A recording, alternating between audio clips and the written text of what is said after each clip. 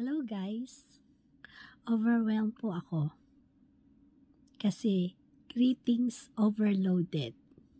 Maraming salamat po sa mga friends sa Facebook at kahit saan na nakaalala sa aking birthday.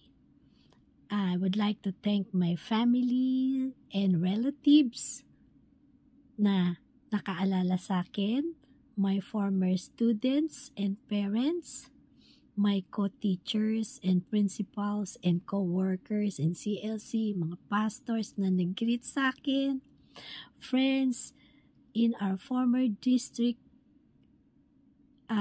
of Pastor Kayaban, classmates in marketing class, roommates during my college days, and my second family dito sa Wayne. Hindi ko na po maisa-isa ang inyong mga pangalan, pero marami pong salamat. Nag-video na lang po ako kasi para mapasalamatan ko kayo lahat. Okay. Maraming salamat. Alam nyo, yung batiin ka sa Facebook ay malaking bagay yun na naalala ka ng mga kaibigan mo. So, thank you po. Thank you rin po sa nag-offer ng prayer. Especially yung mga second family ko dito, ang taga Wayne, na nag-serenade kanina. And, shout out nga pala kay Mrs. Irene Baflor and Hanilet Mercado na siyang nag-pray para sa akin sa 777. Yan, salamat po sa inyo. Pagpalain po tayo ng Panginoon. Okay. Dahil sa sobra kong kasiyahan, gusto ko pong umawit bilang pasasalamat sa inyo at pasasalamat sa Panginoon sapagkat binigyan pa niya ako ng buhay. Let there be praise. Sana po magustuhan ninyo ang message ng song na to.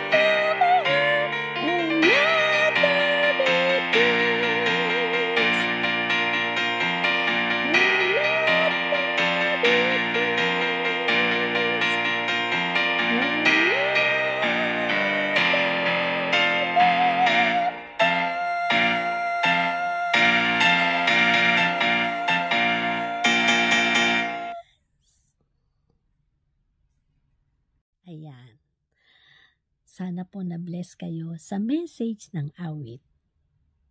Okay? Pasalamat tayo sa Panginoon. Purihin natin siya. Ano man ang mangyari sa buhay natin. In good times and in bad times. Pasalamatan natin ang ating Panginoon. Salamat po sa inyo. God bless. Bye.